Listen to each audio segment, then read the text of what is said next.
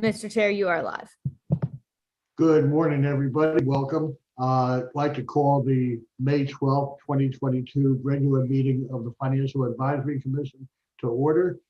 We have with us commission members, in addition to me, Patrick Bannon, Bob Burden, Ed Meehan, and Jim Cardillo. We also have with us Alderman Ross Arnett, Finance Director Jody Dickinson, Finance staff Ken Moronsky.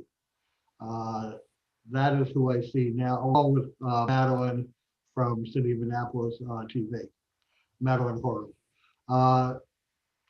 With that, I sent out an agenda the other day. Even though I'm going to ask you to approve the agenda as presented, I suspect we're going to spend most of our time today talking about the budget, the operating budget, and what position the FAC would like to take about that. So any comments, questions, revision to the proposed agenda? Seeing none. Does somebody have a hand up? I can't tell. No. Entertain a motion to approve the agenda as presented. So moved. Moved by Jim Cardillo, seconded by somebody. Nobody wants to second the agenda? Okay, Ed Meehan. Okay, seconded by Ed. All in favor, signify by saying aye. Opposed? The ayes have it. I see that Alderwoman Tierney has just joined us. Welcome. Good morning. I am going to bypass reports for the time being. If we have time at the end of the meeting, we'll come back to them. Unless Jody or Jim Cardillo have anything burning that they really need to tell us at this point, we'll bypass that. And as I said, I suspect we're going to spend most, if not all, of our time today talking about the operating budget and more importantly, what, if any, position the FAC would like to take about that. If you recall, at the last meeting, we reviewed fees, fines, and capital budget, and made a determination to generally endorse those based upon the information presented. And we did not really have any discussion about the operating budget. Commission members indicated they wanted some additional time to review the materials that have been presented. So I think that was certainly appropriate. I know that at least two of the commission members have some thought that they will share this morning. And I have some of my own. Jody, let me just ask you, one or two questions, to get started, just make sure I understand. This year there will be a structural deficit of about 1.4, 1.5 million. Is that right? Correct, 1532. That's the amount of ARPA funds Yeah. that we're applying to FY23. Okay. That's what I thought. Just wanted to clarify that. Let me ask you this question, because I think it's going to come up, during our discussion. Was there any discussion in the formulation of the budget to trying to reduce the amount of structural deficit rather than just plugging the $1.57 million hole with ARPA funds? So the answer to that is yes. As we went through the budgets, we didn't put in anything that we thought wasn't important. We're trying to get back to our pre-pandemic activities, and we have the big issue now is the union negotiations and the inflation, and that's putting a lot of pressure on the wages that we're talking about in our union negotiations. So that's not, we were two years ago or a year ago, before we came into this season, we were going to try to make this a COLA-free year, but it became apparent that that wasn't going to be possible with cost rising over there. we're not, we're not trying to meet inflation rates right now because that's impossible, but we're in a very competitive environment. So, yes, we tried to reduce costs. We denied many things that were asked, as the finance chair will tell you, things were not put in there that were asked for. So we did what we needed to do. But there are some additional personnel positions added to the budget Yes, there are. this year, right? Yes, there are a few. Mhm. How many? I'm not gonna be able to answer that one off the top of my head. I mean, there's some upgrades and 2 new positions in my department, but one of them is going to be funded by capital projects because it's a grants accountant that's gonna focus mostly on capital grants reimbursement. Mhm. So that should have a neutral impact on the general fund. And let's see, there's one in planning and zoning. Ellie, I don't know if you remember off the top of your head where there's one in fire. There's I'll have to look at the position listings to give you that. Do we add So- one to law? Well, that's a finance committee recommendation. That's out there. We gave them, instead of giving the full position, the mayor's budget gave them 100,000 towards contractual services to use either for a part-time attorney or interns in their department.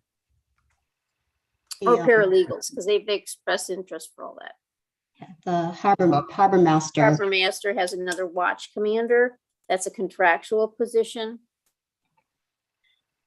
All right, so I guess the question that is asked is, knowing that we already have a significant structural deficit, why increase it in this particular year? Why increase? By adding additional positions. Why not just holding the line? I can make a stab at that, Jody. Okay, I just say that these Okay. positions are really needed. If we're gonna start cutting, if we're not gonna award, if we didn't award any new positions and we kept it status quo, we'd have to start cutting services or programs. We can't keep up with Okay. what we have. All right, so I know we've talked about this in past years. Has there been any effort to look at programs and way we do business and see if there are any modifications that can be made to reduce costs? Or that wasn't part of the game plan for this year? I think we looked at it another way, if I may. Before you, Alderman, Okay. Alderwoman, Okay. who has this Google bar running across the middle of the screen? It's not very on my distracting. screen. Madeline, No, I can't see anything. My guess is it's just you, Fred. Well, I didn't do a thing. What does it say? Well, let me close it. No, it's just a Google bar. Press Control twice to. Okay, let's go on. All right, never saw that before. Sorry, Alderwoman Tierney. Go ahead. Okay, just a couple of things. One of the pivotal things this budget cycle was the fact that we were really we are really tying into performance measures. And the departments were asked way back in December to look at their performance measures and how they could improve their efficiency. And also, if they asked for any enhancements, it had to be quote unquote mission essential. And when we look at the, for lack of a better word, the ads in the budget, for example, the harbor master adding another staff person was to enforce more. What does enforce more mean? It means to look at our code and get more fines and increasingly more more revenue that way. the finance department adding more staff is to look, to look at our budget against other municipalities and see, where we can do better. Some of these ads were, for lack of a better word, was, it was sort of save now, pay now, save later, looking at the long-term performance measures, the long-term goals. It's really the first year that we're really trying to make that connection. If we weren't able to meet a performance measure, what prohibited us from doing that? How can we be a more efficient, city government? So we looked at it in that way. For example, the law office, was it more economical to just go out to a consultant sort of on, time and material versus let's focus on where were we lacking? We were lacking in an attorney that was more cross-discipline. So I could be more specific, but Yeah, I hope you understand that. And I'll add that, for instance, let me take the finance office, since that's what I'm familiar with. I haven't been shy about expressing my concern that your finance department is understaffed and in some respects underskilled. And the city has a lot of very robust and numerous programs we have established in the past and continue to move forward with in order to help the community, build City Dock, build this garage, and buy properties and set up programs to assist the citizens in developing their historical properties, those kind of things. And we don't have enough higher level people there, and there are some roles that are going unfilled or not filled adequately because we don't have enough people to do what the city is asking us to do. So when I did I don't know if any of you watched my finance department presentation, I presented what I feel is a reorganization of type, where I now feel that I know where the skills are missing and what roles we need to fill within the department. And so I presented a chart that showed there's 4 or 5 positions, and this year I'm only asking for a budget analyst for Katie, because right now the budget is me and Katie. And as a finance director, I shouldn't be down in the details of budget development. And that's what we do because we only have the 2 of us. So I'm trying to develop the budget side. I'm adding the grants administrator. We have a lot of grants, and on the capital side, there's nobody managing those. And we're getting more and more and more of those added to our plates. And and there's other positions there. An accountant that would be in charge of accounts receivable. We need somebody there, and that I have 2 people playing the roles of managers, and they're not rated that. They're rated as regular accountants. So I presented these. I didn't fill them all. I can't fill them all. I don't know where we're going to put the ones that I put in my budget because we have nowhere to sit.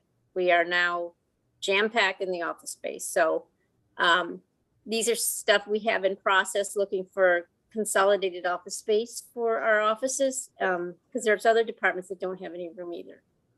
So anyways, that's what I did on the finance department. And I feel like what I put forth was what we need to ultimately be more successful. And that's what I presented. And then I asked for the 2 upgrades, a budget analyst, and a grants administrator.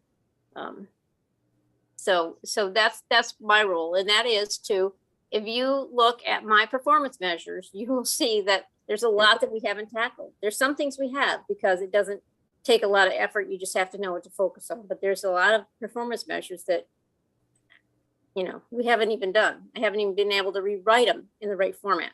So it's just a matter of resources. And so that's what I put forth this year.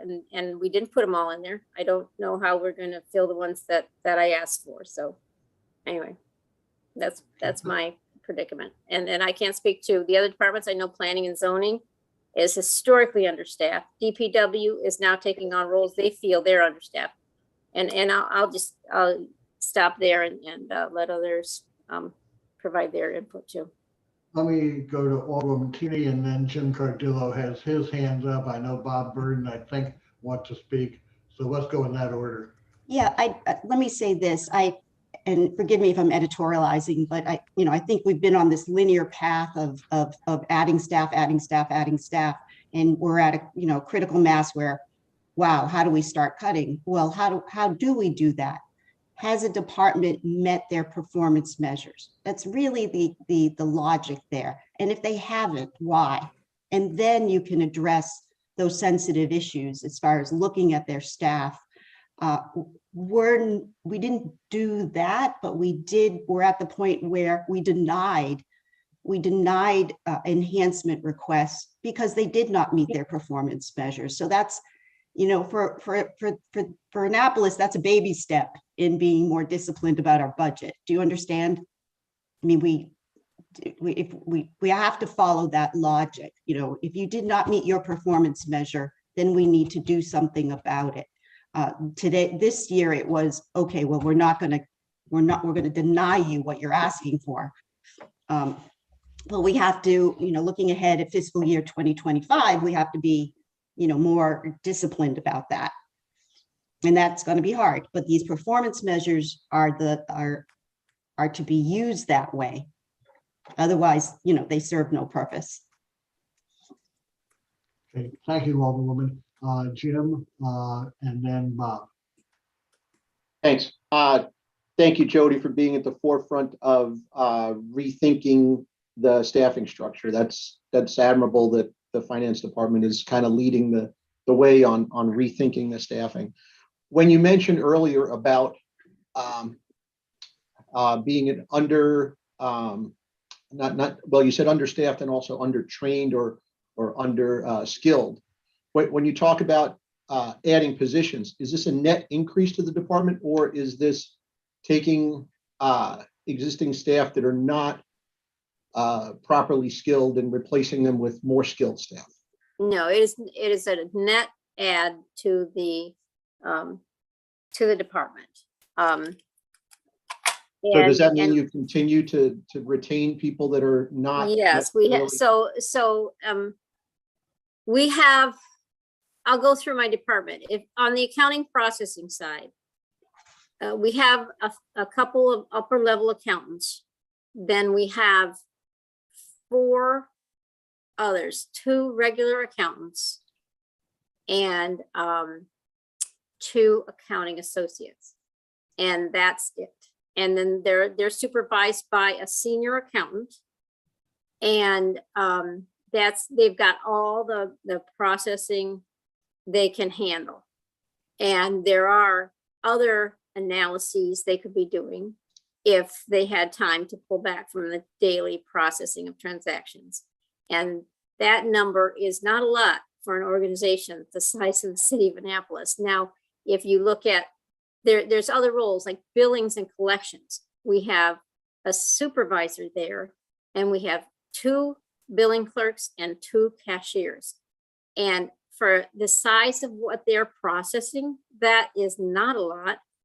There's probably a lot of efficiencies we could get on the billing side, but IT resources are slim. And when we do something like upgrade our permits processing system, that has sucked every hour out of the IT department that they have. And we can't do stuff like electronic billing of invoices and those kind of things that would make us less paper intensive and more, and more paperless. And so we just can't push those kind of projects forward without that kind of assistance. We don't.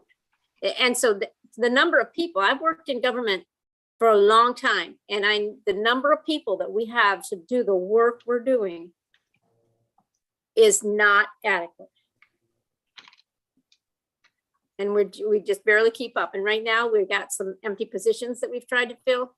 It's a very competitive job market. So we're always down staff.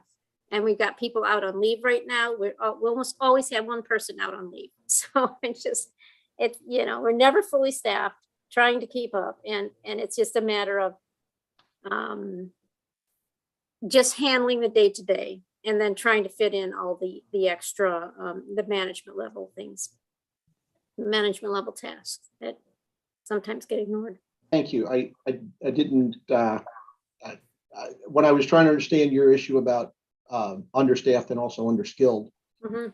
I thought that what we were doing was making a net position neutral increase by replacing less skilled staff with more skilled staff. But Mm, thank you if for I did- being at the yeah. forefront of. Yeah, if I thought that was possible, we could do it. We would have to, you can't just let somebody go and increase their position to something else. And, I just feel like there's not a lot of processing staff there. There's not. And there's the senior accountants and above are the levels that we need to really do critical thinking on if this is right. Do the numbers agree? Do they reconcile? Is there an issue with this presentation? Does this analysis make sense? There's a lot of that stuff that didn't get done at all until I came. And so now, I have help. Julia's tremendous help in that kind of thing. She's a very technically brilliant accountant is what I'll call her. She understands concepts and she's really taken some of that load off my plate. All right, thank you very much for that. We'll continue the discussion. I don't want to monopolize the discussion on just the finance department.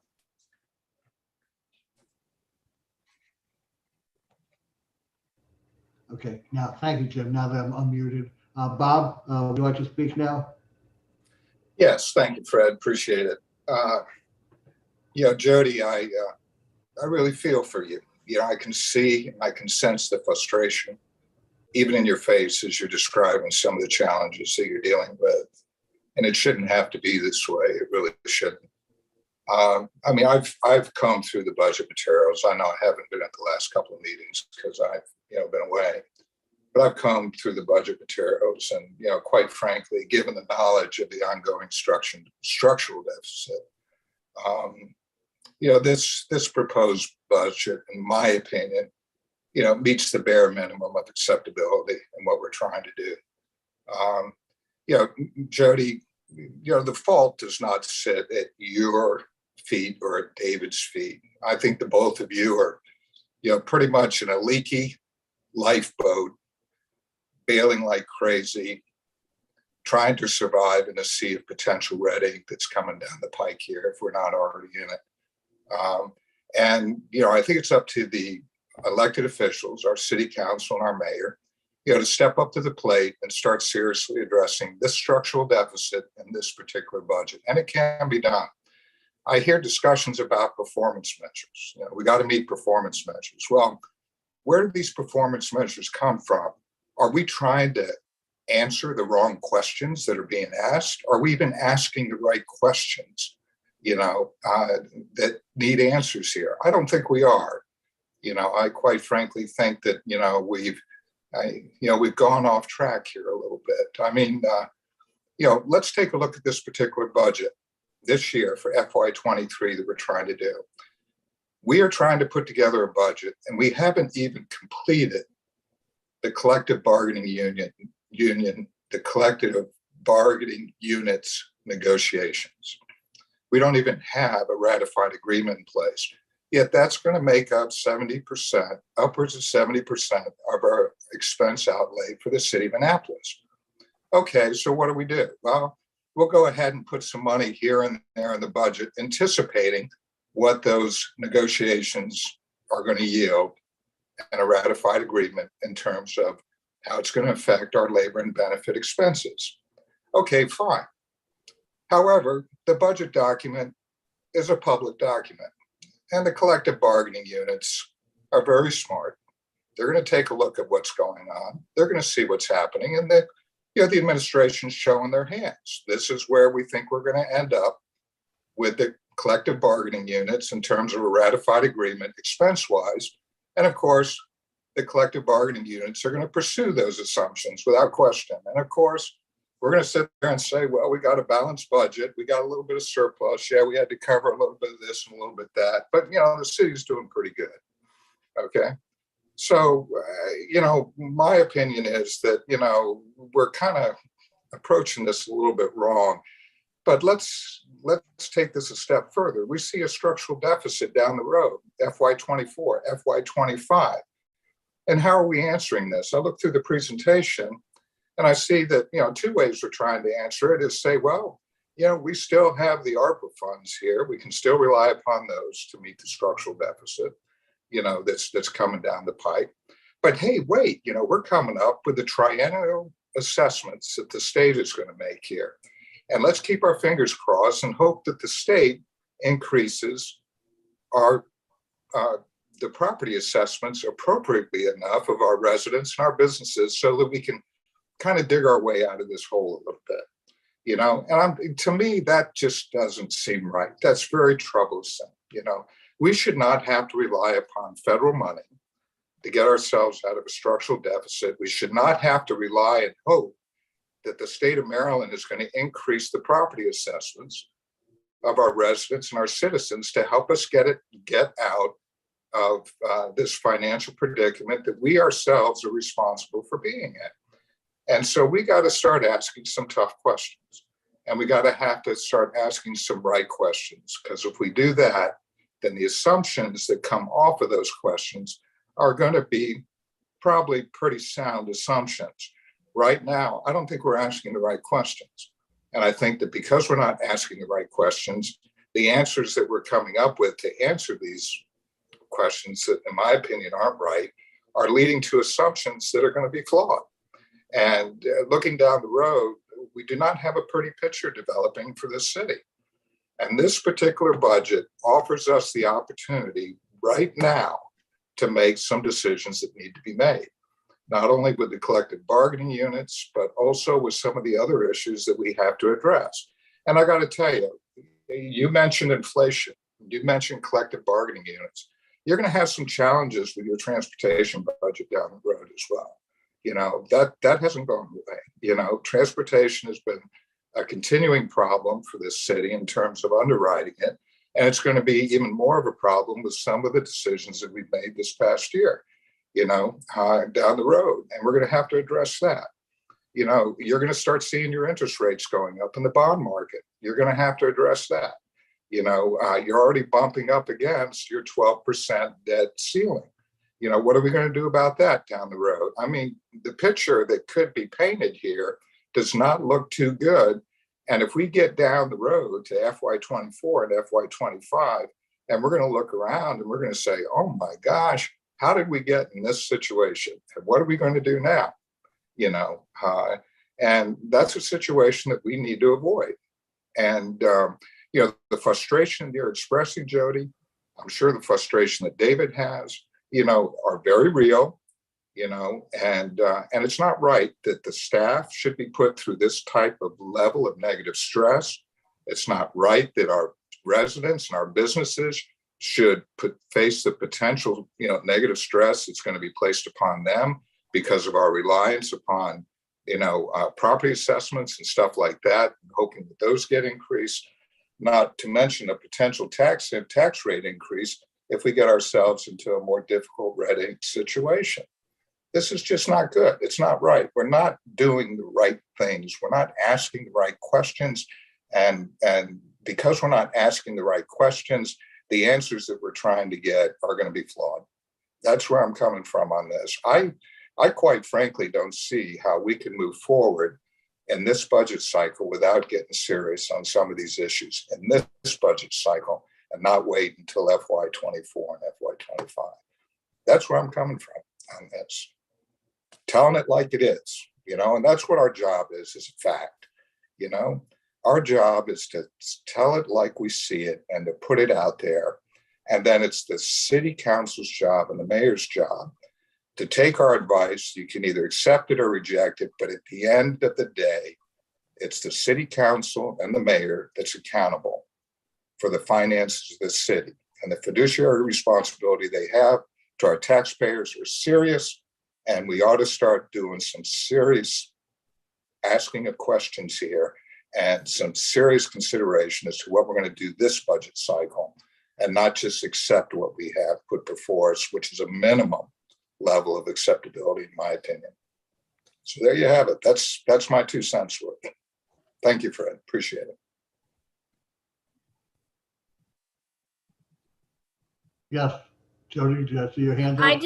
just wanted to say that I think that was a very dire picture of what's going on at the city. I will say that I do not agree with that assessment, but we do have a time frame here where in 2 years we're going to have to consider other revenue sources, and whether that means a tax increase or looking for another source of revenue, that's what it'll take, and that council will be making that decision.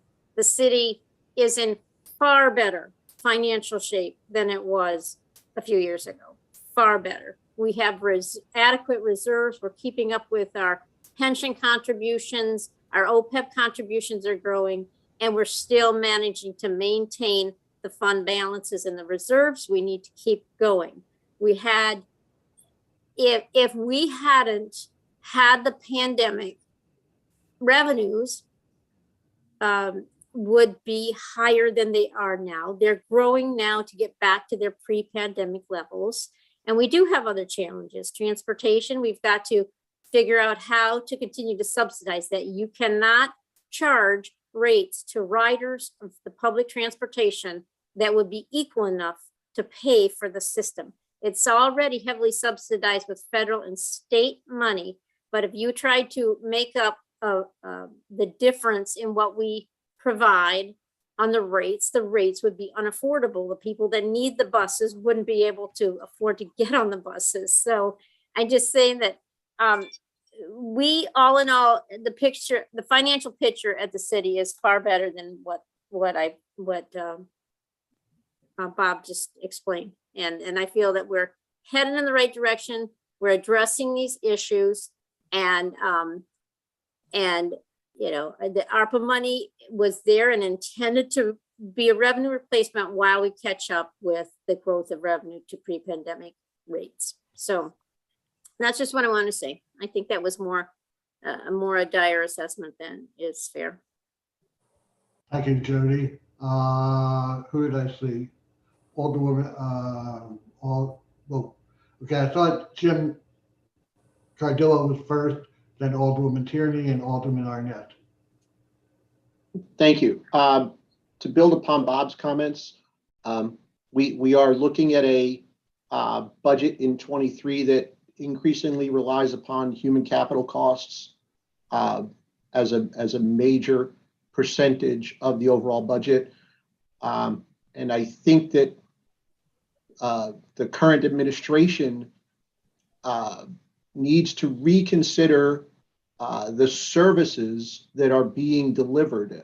For an administration that likes to use the word rethinking, I really think that there needs to be a rethinking of what services the city wants to deliver and then how best to deliver those services. It seems that we spend a lot of time managing one side of the equation, the expense side, and then go out and find revenue to cover the expenses, rather than looking at first the delivery of services. So I would hope that the city administration would embrace determining the initiatives and then letting the budget fall out of that, rather than looking at, well, these are the costs we need to cover, and let's identify revenue to cover the costs. And just to echo Bob's comments about the one-time fixes to plug the budget, it still structurally needs some rethinking. So it's not necessarily a finance committee responsibility, but I believe the elected officials need to just engage in some sort of rethinking and strategic planning on what city services the city wants to deliver, to determine how best to structure the city staff to do that, because we're way too dependent upon human capital, and it's unsustainable as we continue to see.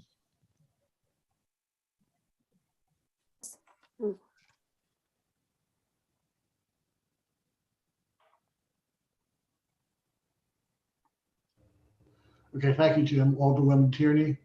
Yeah, I'll be quick because this is your meeting. Two things. When you talk about the structural deficit, let's realize that we basically have some structural deficiencies here that we've never addressed. And one of them is the fact that we have 9 square miles of real estate that's servicing city, state, and county services. The fee in lieu of that we get from the state government is not sufficient. It didn't even include escalation this year. The second thing is then why are we wasting our time then with Forest Consulting? Why? If you're questioning the performance measures, then why are we working with someone that is supposed to be objective and to give us the performance measures that we can evaluate the efficiency of the staff? You know, what is going to be our basis for starting to cut staff? We need to have some legal basis, and I was assuming that the performance measures would serve that purpose, not to create a dire outlook. So I do, you know, in the other deficiency in our structural deficit, you know, equating to a structural deficiency is sales tax. You know, every year is an election year. No political candidate wants to mention the word tax. You know, our allocation of the hotel tax, there was a real bonehead move several years ago, you know, with the state giving the visitor center 17%. They get more than we do. So there's things there that were hard choices. And those things have to be addressed. We come into this with this handicap. So I just want you to know that I get it, I understand, but those are the big issues that we're going to have to address, because again, 9 square miles servicing city, state, and county functions. We can't keep doing that. That was my editorial. So I agree with you, Bob. Thank you. Alderman Arnett.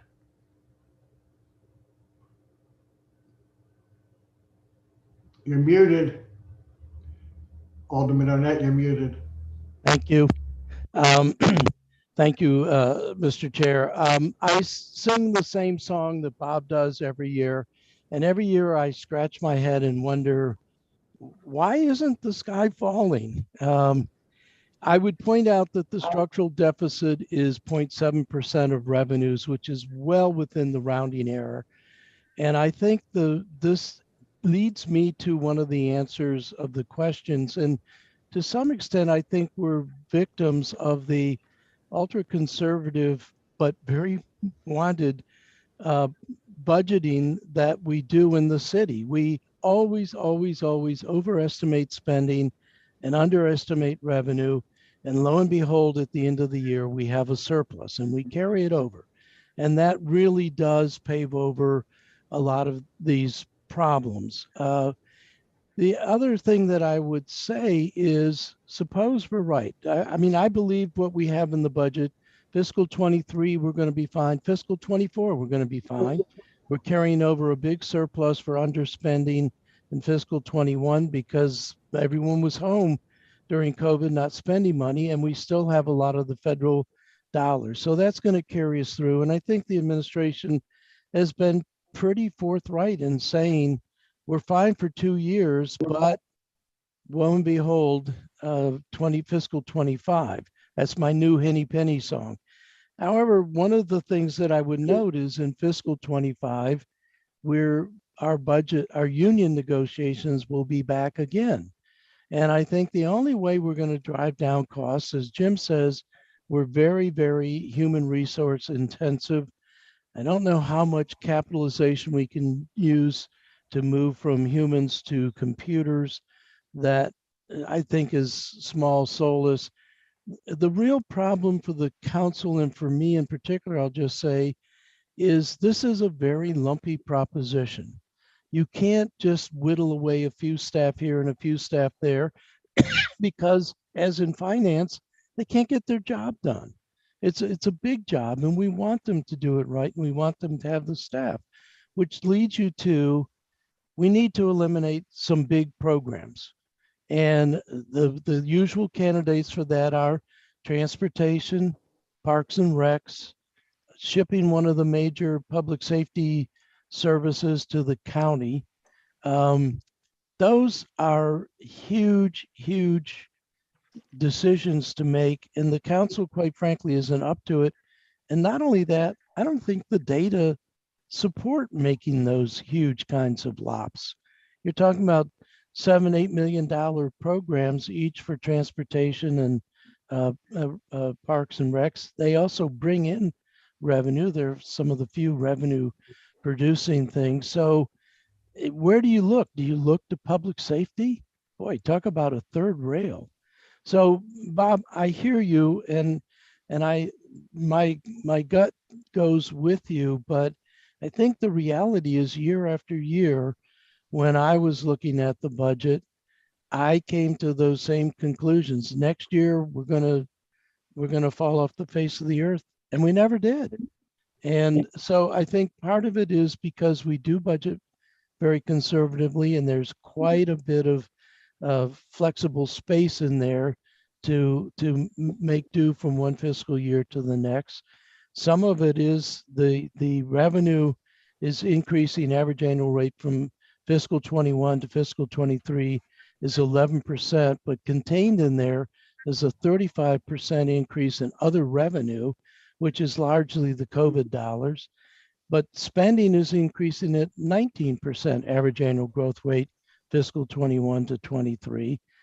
That gap cannot persist forever, but it really has to become a true crisis before there's ever going to be the push for the council to make the big programmatic changes that you're addressing. So that's my tune this year. Bob Burton, Thank you, Ross, and thank you, Ellie, for weighing in. I appreciate it. And thank you, Jody, for expressing your concerns. I mean, my point is, Ross, we should not put ourselves into crisis management situations, and we really shouldn't. And, in my opinion, down the road, I think we're going to find ourselves in a crisis management situation again. Not this year, not next year, but probably FY25, FY26. Ellie, going back to your concerns that you expressed, I agree with you about the pilot program. I agree with you about the sales tax allocation issue with the Visitors Bureau. I mean, that was a crazy move that happened at the state legislature. And, in my previous position, I fought like, to try to prevent that from happening, because it not only hurt the city, but it hurt the economic development efforts of the county as well as the city. And what was done, it was totally inappropriate and uncalled for. Actually, we probably should try to work to reverse that, because that is potentially reversible given some of the things that have evolved since then. But the pilot program, we've been working on that for years and years and years, and we just don't make headway. And quite frankly, some of the biggest proponents that we had working on our side for that are no longer in the state legislature anymore, and the state legislature, even though we're the state capital, their particular approach on this is that, Annapolis is a charter government. You have a responsibility for managing your finances correctly. Yeah, we know we take a piece or a chunk of that pie, but if we do something for you, the other cities around the state are going to start asking for money as well. That's their logic. Whether I agree with it or not is not the issue. It's what's out there. And quite frankly, the last thing we want is the state legislature to begin looking at the city of Annapolis. I mean, right now they're focused on Baltimore and the mess that's going on up there.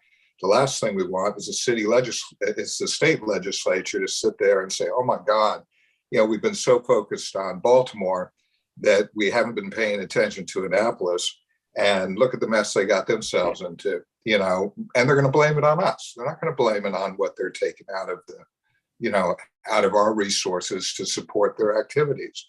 The performance measures and cutting staff and stuff like that. Again, my argument on the performance measures is that performance measures come out of an effort to answer specific questions that have been posed. My challenge, that I'm putting out there to the city council and to the administration is, are we asking the right questions? Because if we're not asking the right questions, then the assumptions that come out of our effort to answer them and if they're performance measures, what comes out of there may not be truly reflective of what needs to be done. They could be flawed. And so should we go back and take a look at these questions that we're asking? You know, if it comes down to having to cut staff, yeah, there are some perhaps legal issues in terms of the collective bargaining unit agreements and stuff like that. No questions about that. But, you know, staffing is also based upon financial issues and should have a sound financial basis to it. Whether you increase staff or whether you decrease staff, you know, there has to be a sound financial basis, which I think would trump any legal basis, quite frankly, if you wanted to make an argument. But nonetheless, I don't know where you're going to go with the pilot program. I just don't see that as being a resource, you know, at this point, given that we don't have the advocates that we used to have in the state legislature. The sales tax allocation, hey, let's go back to the state legislature and grab some of that money back from the, you know, from the Conference and Visitors Bureau. They certainly had not demonstrated their ability to spend it wisely, you know, with past situations that have come to light there. And the performance measures, let's take a look at these questions that we're asking. But nonetheless, you know, Ross, getting back to your point here, I just don't think the city needs to put itself in a crisis management situation. The stress levels are too high for our staffs, for our employees. They're too high for our taxpayers and stuff like that. It's negative stress. If we're going to have stress and we want to live off that, let's create some positive stress by making some decisions starting now. And then they can be made beginning with these collective bargaining agreements, you know, and go forward there and start whittling away at this structural deficit. It's not going to happen in 1 year, but at some point we need to take that step forward and we need to start making some decisions that will get us to where we want to be down the road. That's my point. Thank you, Fred. Jody, and then Alderman Arnett. So I understand what you're saying about the big issue, and I want to clarify that I don't believe this is an expense issue. Salary levels at the city are not too high. They are competitive or not quite competitive with other jobs that are out there. We're having a terrible time trying to recruit. And in this process of looking at the union agreements, our salaries in the union agreements are not higher than the competitive surrounding salaries. They're not. We are struggling to keep up with the competitive environment we're in. So when we talk about what they're getting, either as salaries or as benefits, if you start trimming there, you're going to put yourself in a far worse competitive position. And as you know, the police department cannot fill the positions it has. It has several unfilled each year. We're trying to address that right now. And it's becoming even more competitive because other departments are doing the same to try to draw in police officers. Our firefighters are paid at a level the same as the surrounding jurisdictions as well. And we have to stay competitive. The only element of the salary and benefits that we can address is looking at a different pension plan, more of a defined contribution plan, but in this environment that will work for non-public safety employees only. If we put the public safety into a defined contribution plan, we're going to end up having real competitive issues. That's somewhere we can look. We need to start that process and see if we can get non-public safety into a defined contribution plan. But as far as the salary scales, I can tell you they are not competitive. They're built on an assumption of a 35-hour work week, which I can tell you in my department, it is not true. We do not work 35 hours, or some of us don't. Some do, some don't. And so they're not too high. And if you start trimming, we're going to have even more issues with competition. If you trim away departments like you say, they've talked about fire going to the county. That's always an option. Your city costs will go down. You will be expected to decrease your tax rate accordingly, and then your county tax rate is going to increase. The city citizens' county tax rate is going to increase. We don't know what the difference would be. And then there's the concern about response times, because right now, our city department has very, very good response times. And that's one thing you trade off when you start talking about where do we trim services. Anyways, okay, that's it.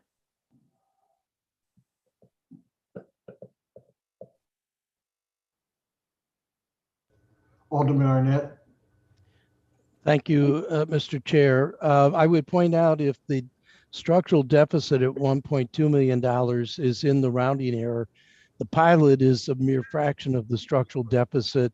So we could make a big, huge increase in the pilot and we're still in the rounding error.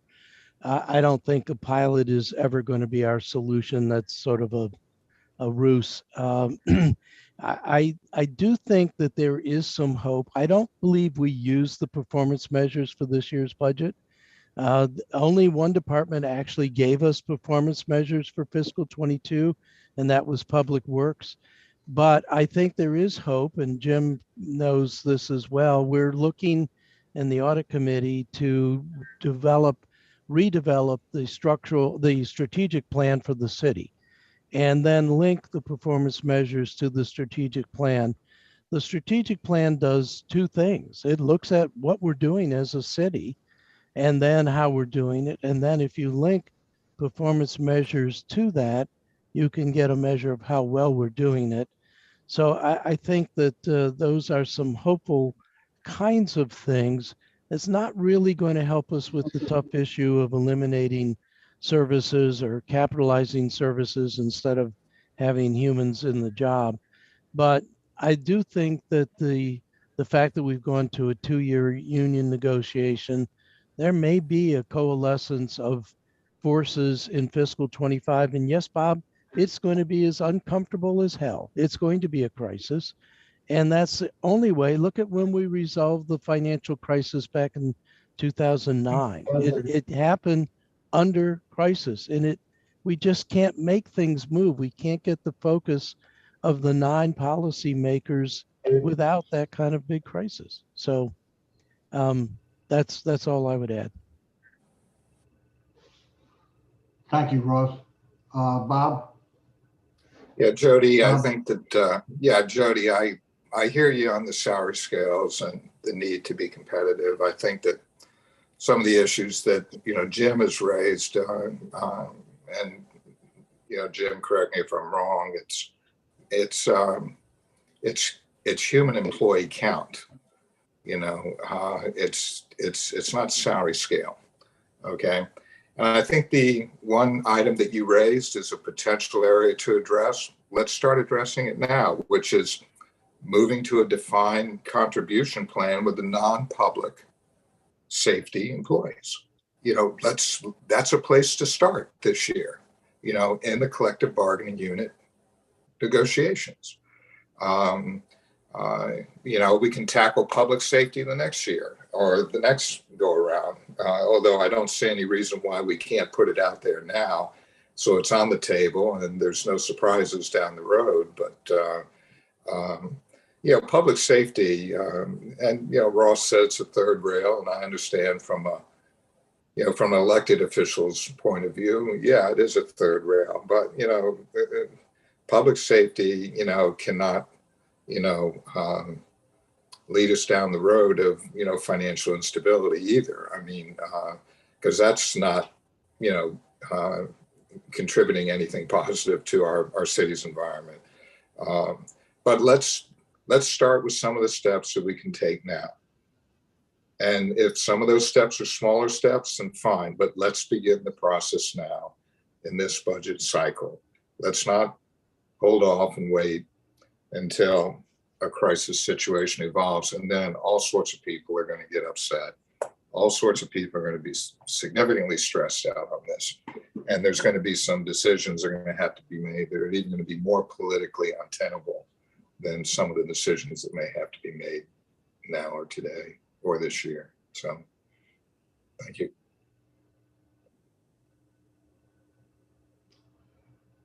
Any other hands up? Any other discussion? Ed? Ed? Yeah, sorry. So this I think was one of the healthiest, most robust discussions, and I appreciated the fact that I could sit here and listen, learn to some extent, but to really see the passion and the commitment. Okay, everybody's devoted to this, and that is great. The focus is there.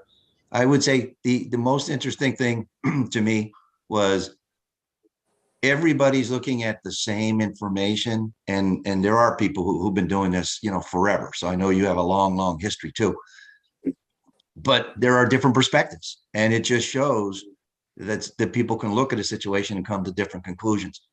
From where I sit, I think it just has to go back to basics, right? There's an acknowledgement that there is a structural deficit. There's maybe a disagreement, it sounds like, over how serious of a problem is that, and how serious of a problem will it become in what time period. But I think there should be a general recognition that you don't want to have a structural deficit, and it should be addressed. And I know everybody would like to avoid a crisis. The question is there a political will to do anything about it until there is? So those are the sort of the interesting debate points. But I guess what I would suggest is it's always prudent. There's only a certain number of angles with any budget, and it's either we expect the revenue to rise as we are emerging, hopefully, from our health crisis, and then that will eliminate the concern, or, and this sounds maybe more prudent, I would suggest, or we recognize that we do know we have expenses that are going to continue. There's been a lot of focus on the human services side of this, right? The cost of all the work that needs to be done. So I would say the only way to really kind of look at it is to look at it now, to try to get in front of it in the best way we can. We're talking about small steps. Small steps are good steps too, because they signal, where we're trying to go. So, either we develop a confidence that the revenues are going to rise to a level we don't need to address things. That I would say is a little risky. So I think small steps taken now to look at what are the services we're providing, and are they viewed as essential? If they are viewed as essential, then they must be maintained. And if they are essential, then it's a question of how do we deliver them in a way that is less expensive. And that either comes by cutting your costs. Sounds like we think we're in a tough spot in terms of reducing staff positions. Sounds like we're in a tough spot to try to compete if we cut salaries and benefits. So I think there's value in focusing on productivity, efficiencies. So it does sound like there's a lot of value in focusing on how do we do it better.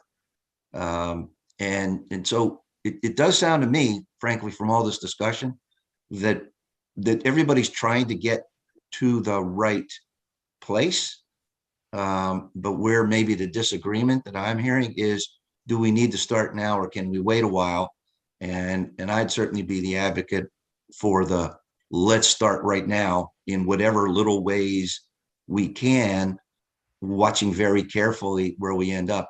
The one, and I'm about to wrap up my little speech. I've been quiet for a while, so I hope you don't mind that I'm going to go on for just a little bit. But my last point was that I'd say the one thing that really did jump out to me as a cause of some concern, and it ties back to some of the discussions we've had in recent, meetings over, pension issues and collective bargaining. And I know we have this whole issue of how far should the FAC be involved and all that. I'm setting that to the side, but the concept that we are in a situation where we are continuing to negotiate while plugging holes with estimates of where we think we're going to end up, that's a situation I would say we really do want to try to avoid, because, you know, you're playing poker with your cards face up, and that's not where we want to be. So, you know, I have no opinion, and I'm not going to suggest how or why we got into that, but we do need not to be in that situation. And so somehow the folks really focused on that, you know, really need to think, how do we never get there again? And let's start looking down the road for a couple of years down, where we know we're going to be negotiating again, to try to, you know, to be in a spot where we can be a little, play the cards a little closer to the vest, and maybe get a sharper outcome. So those are my views. I hope that's helpful, but I really think it was a very robust discussion today. Thank you, Ed. Mr. City Attorney, welcome. Thank you, sir. Thank you, Mr. Chair. Mike? Yes, thank you, Mr. Chair. I had a question about the, since you brought that up with respect to the union negotiations. I'm not sure where we got into negotiating while we're doing the budget, and was wondering if the commission had thought about a better time to do that, as we negotiate another 2-year deal. Is there a better time? What's a better time if you want to avoid some of the issues that you're bringing up? Good point. I don't know. I've been in the public sector many years, and never really seen consistency in the timing. So I think that's really a question for those who are responsible for managing the process and establishing the process, to try and figure out perhaps a better timeline. But I also agree that it doesn't make sense to be basing the budget on numbers that you have no idea are realistic or going to be realistic, and compromising your potential negotiating posture. So I think that's something for everybody to start looking at, as there's a lot of lead time, Mike, as you know, in getting ready for negotiations.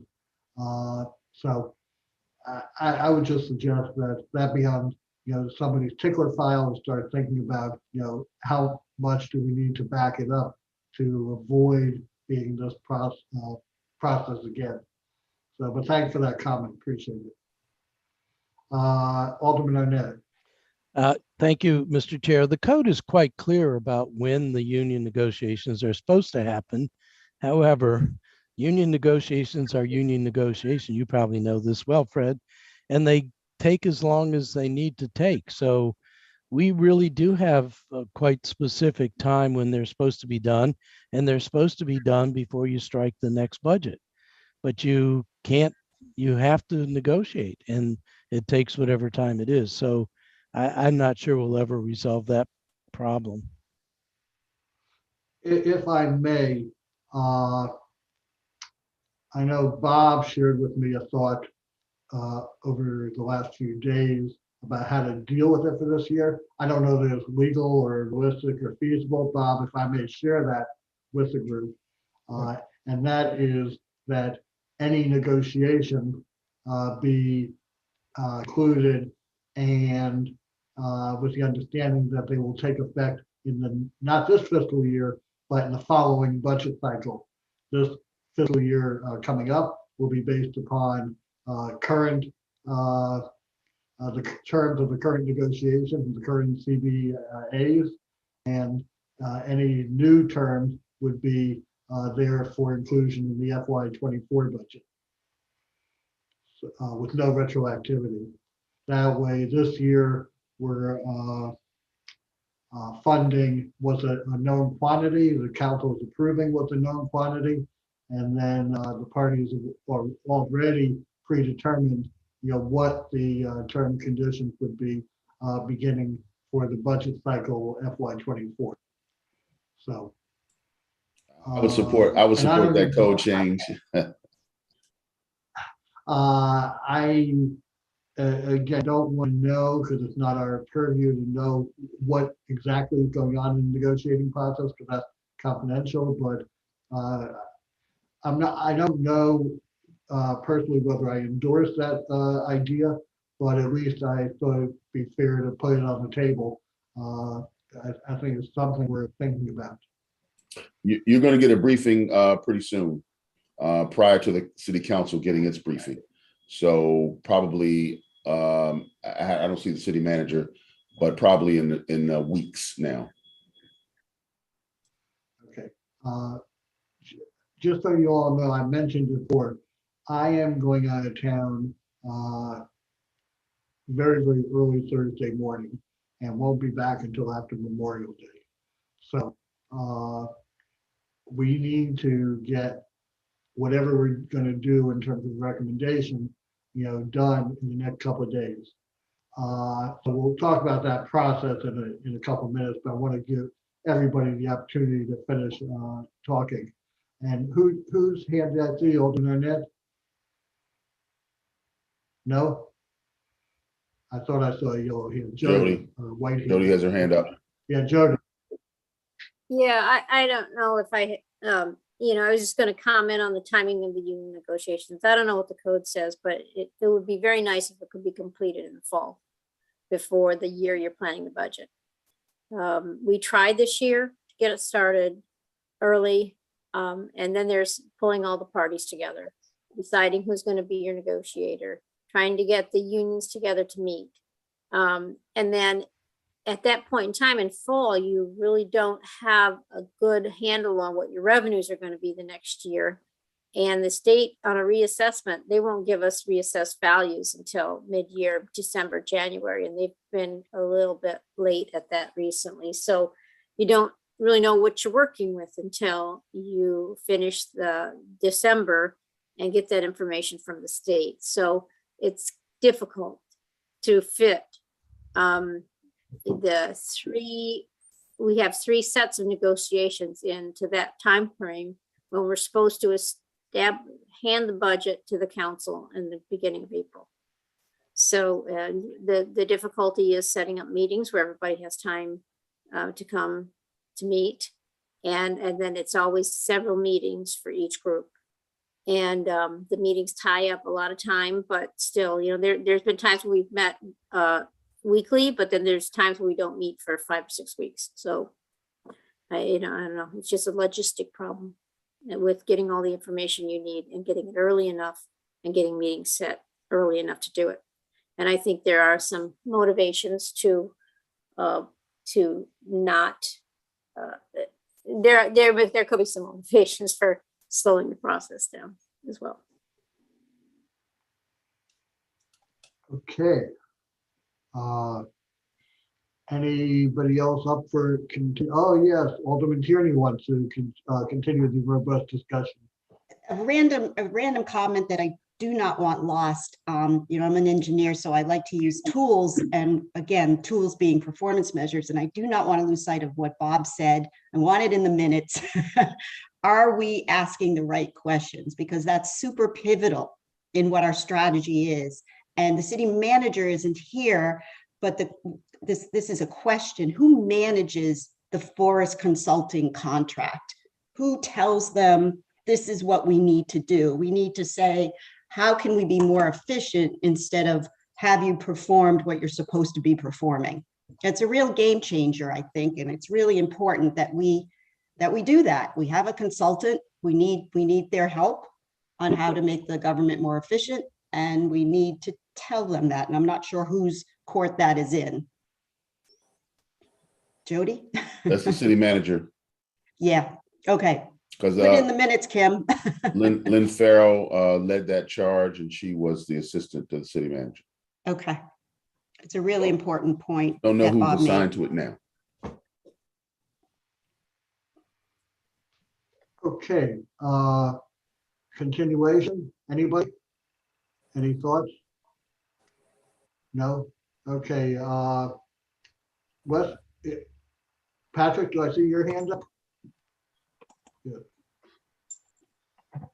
I would There like you go. to expound, or maybe they could expound on what are the right questions. They said we're not asking the right questions, but what are the right questions? Or don't we know that?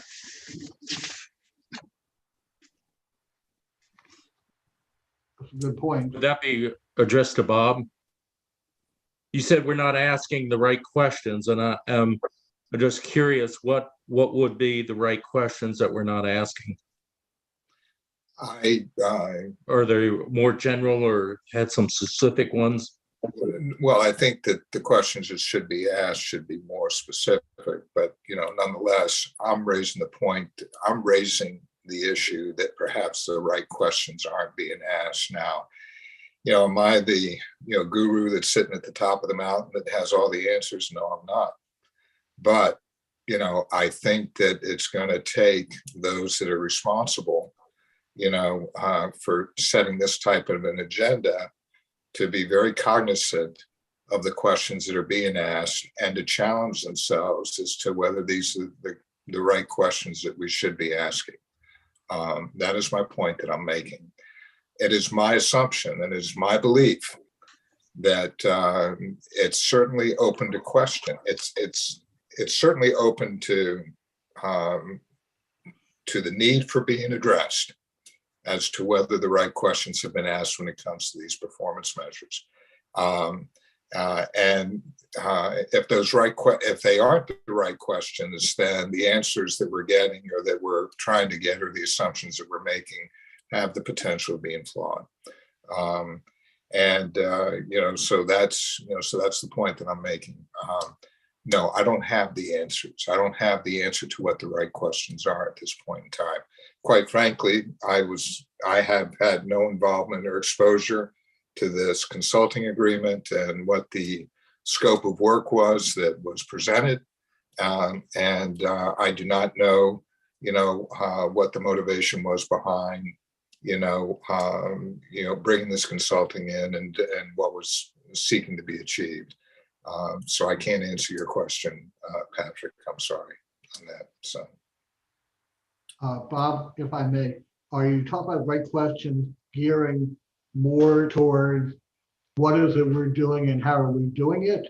Or performance measures and the right questions and trying to identify performance measures? I'm trying to understand. Let me give you one example. It's in a broader sense, okay? Each budget cycle, and Fred, you and I have been through 14 or 15 of these budget cycles since we've been on the FAC, but each budget cycle. After I saw your note, I went back to look and we started the FAC in 2010. Okay, so how many years is that? It's about 12 or 13, somewhere around there. Fine. You're close. Okay, fine. Yeah. Well, hopefully we're aging gracefully, but here's one example in a broad sense. Each budget cycle we go through, it seems like the predominant question out there is, how can we balance the budget? Okay, how can we balance the budget this year? What do we need to do? Okay, which leads to an effort to try to answer that question and leads to assumptions. Perhaps maybe the way that we should approach this is not by asking that question, but asking the question of how can we assure that the city's finances are being properly appropriated and used for the long-term sustainability, financial sustainability of our municipality, okay? And that will enable the city to meet the core service needs of its citizens and its businesses, okay? That's a different type of question than asking the question of, well, how do we balance the budget this year? And that could be kind of off the top of my head, a kind of change in perspective. Okay, now we're entering the budget cycle saying, okay, how can we maintain or improve the financial stability of our municipality such that we're able to meet the core service needs of our citizens and our businesses, and to do it without putting us under a significant amount of financial stress, and attempting to avoid crisis type situations. That's just an example off the top of my head as to how we could potentially change the question around that could give us a little bit different perspective as to what we should be doing, and may lead to answers and assumptions that will perhaps lend a little bit more validity to what we're seeking to achieve. Thank you, Bob. Other comments, questions? Alderman Arnett, is that your yellow hand up? Yes, just would note quickly for last year's budget, we commissioned a survey to ask citizens about the services they're receiving in order to come up with a prioritization.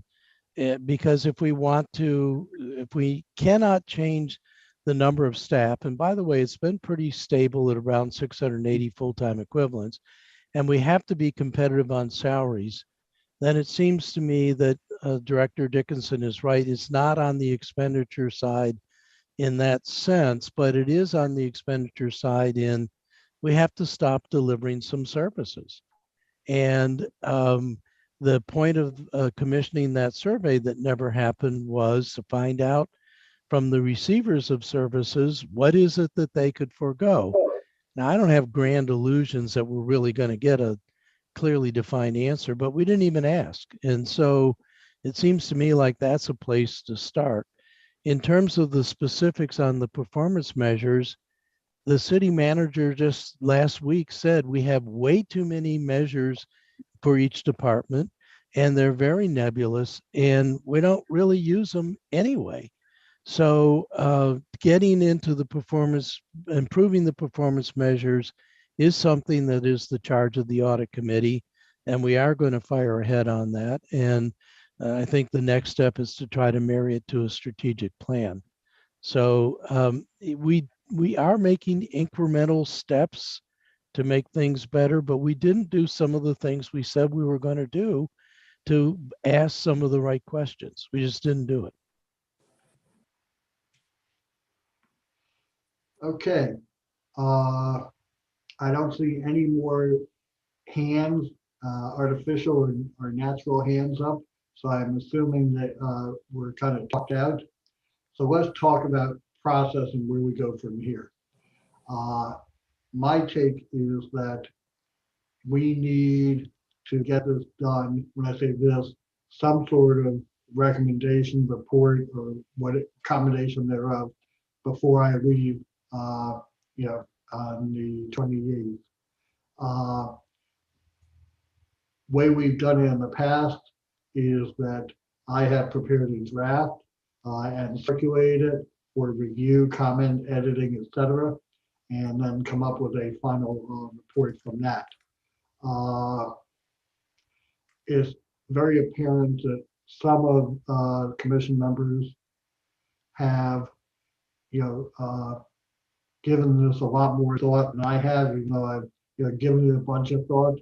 And last weekend, I put together a draft, very, very rough draft, based on last year's.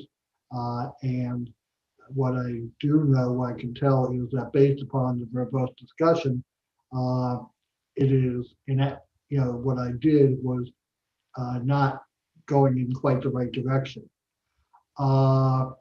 And it's going to require a fair amount of work. And I am going to need some help. I don't know what, Bob, you and Jim's, skills are in the next few days, but what I would like to suggest is that today, I just looked at my calendar and I don't have any pressing real work issues that I need to address today, that I take a look at what I did last weekend and just try and tinker with it a bit, not get into all of the issues that you and Jim were concerned about and very eloquently talked about, and you as well. But at least present a framework from which you, Bob, you, Jim, perhaps can take it to the next step and make sure that adequately incorporated some of your concerns. I am not quite sure whether we withhold our endorsement of the budget and just outline all of the key issues. Again, from a 27-foot level, and don't want to, belabor the points, because I think we've seen that if you present something that's too voluminous, too wordy, too long, it's going to get lost and not going to get fully read and digested by most people. So we have to be, somewhat concise. And then, after, you guys, I'm saying you guys, you haven't committed, and I'm not committing you. That's up to you if you have the time and inclination. Get back to me, and then I can, consolidate, your thoughts into a further revised document, get out to everybody on the committee, on the commission for, further review and further comment, with the goal of trying to get a finished product for the commission to approve next Tuesday. I know that's pretty ambitious, and I have some mixed feelings as to whether we can do it all by email, or whether we actually need to convene a 15-minute meeting, a special meeting, next Tuesday for the purpose of approving, any final questions on the document and approving it for distribution. And the reason I'm saying it that way, because I'm always concerned about open meeting issues, and I think the city attorney will tell you that it seems that you don't run afoul of the open meetings issues if you're communicating by email, and you're not communicating by email as a group in real time. If I send something out to somebody, to two people, and they both respond to me individually, then that's okay. But if we start getting into a real time, I send to two, and then one sent to the other two, and then all within a space of a few minutes, few hours, that could be problematic. So anyway, my suggestion, as much as I am not a fan of overdoing meetings, is that hopefully in one way or another we can have a final product out to the commission members for final review on Monday, even later Monday, and then have a hopefully very brief meeting Tuesday morning at 8, just to any final questions and approval of the document. I'd like to first ask Bob and Jim if they have the time and inclination, either or both of them, to participate in this particular type of process, given the short time frame. Yes, I do. I agree. Bob? Yeah, Fred. Yeah, sure. I have the time. I think that if you could go ahead and send over a very rough draft, and then Jim and I can weigh in with our comments and suggestions for your review, and then for us to get back together next Tuesday morning at 8 o'clock with a brief meeting to after the distribution of the document, to get any other further comments from the other commissioners, and what their input would be. I think that with the public meeting laws that you're referring to, and I certainly understand and appreciate your concern, I think the only thing we have to avoid is a quorum, when we start communicating among ourselves. I don't know, what is a quorum for the fact nowadays? Is it 3 people or 4? 4. 4. Okay, so my understanding is, if that's correct, then you, Jim, and I can, Actually, be on a joint, be on a joint email to, exchange thoughts and edits and suggestions on the draft, in preparation for getting something out to the rest of the commissioners in time for their review and in preparation for Tuesday morning's meeting. Fred, one. Go ahead, Jim. Thanks. I do concur with Bob, but I want to make sure we capture the consensus of the full committee in the report. So we do need time for all committee members to review and, weigh in on their comments. So yeah, I get the working group, and I just want to make sure the larger committee, that the document captures the consensus of the committee. And Definitely. that's where I was going. I was waiting for you guys to finish that, because I don't want Patrick or Ed or the other commission members who are not here to feel slighted. I do want them to have the opportunity. That's why I think the three of us need to get something done as quickly as reasonably possible, given our schedules and everything, so we can get it out to the other commission members for any comments on their suggestions and revisions. And I suspect, Patrick and Ed, what we ultimately will provide, you won't see any surprises in there. We've had a robust discussion today, just question of how the essence of those discussions are captured and carried forward in a written report.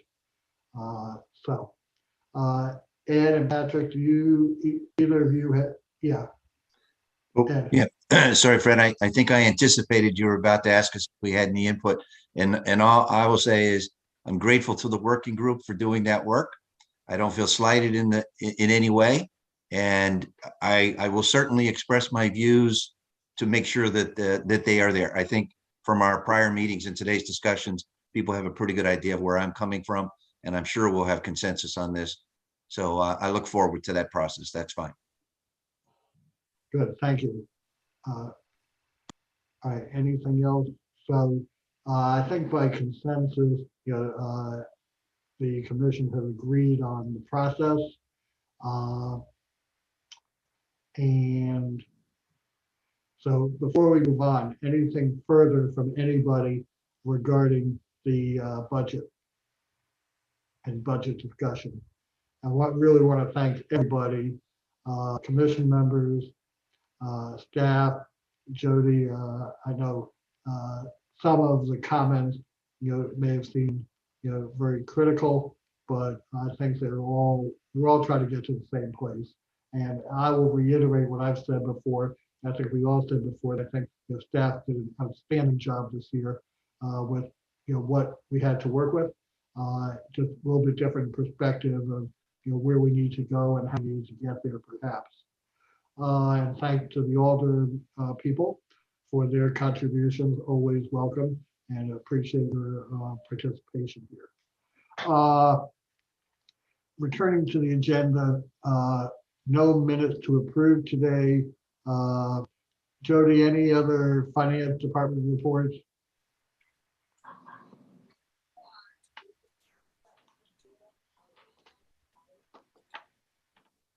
No, I just, the P3 is still coming to a close.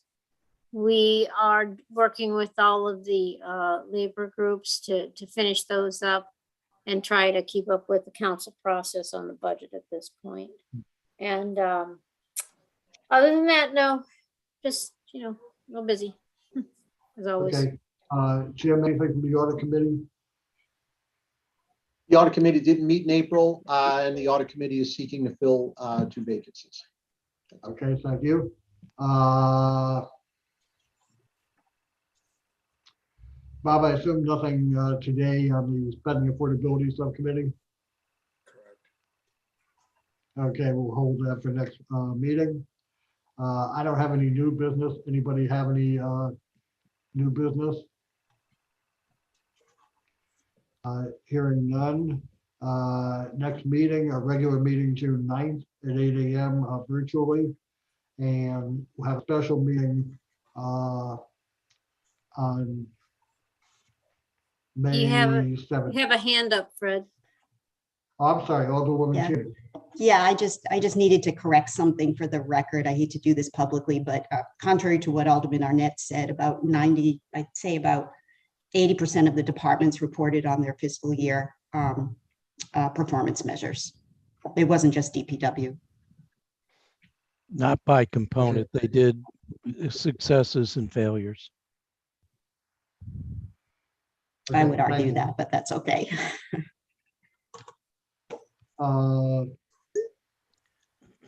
So again, next Tuesday morning at 8 for a special meeting to final review and approval of the committee recommendation to the city council.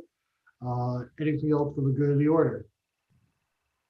No, and I want to thank in advance Bob and Jim for their comments over the past couple of days and their willingness to participate in the work group with me to put together the report and recommendations. And with that, entertain a motion to adjourn. So moved. Anybody? Okay, moved by Jim Cardillo, seconded by Bob Burton, and we are adjourned. I don't see any opposition to adjourn.